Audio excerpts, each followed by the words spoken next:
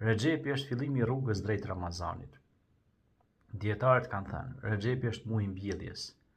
Në Rexhep mbjellim namazin e rregullt, braktisjen e mëkateve, përmirësimin e moralit, afrimin me Kur'anin.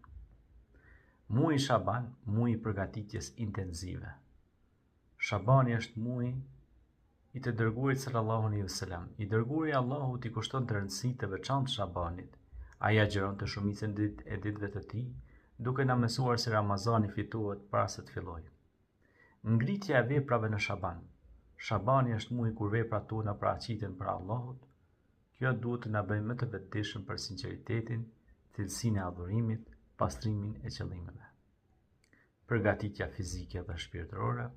Shabani është muaj për stërvitje me agjerim vullnetar, rritje të leximit të Kur'anit, shtim të sadakas, rregullim të marrëdhënieve familjare dhe shoqërore. Muaji i Ramazanit është kulmi i adhurimit. Madhështia e muajit Ramazan. Ramazani është muaji në cilin ka zbritur Kur'ani.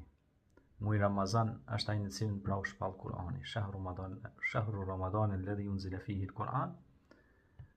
Pra në surën Bekara ajeti 135, ky argument na informon.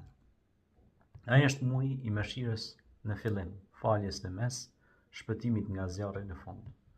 Ramazani është një shkollë akademi edukative.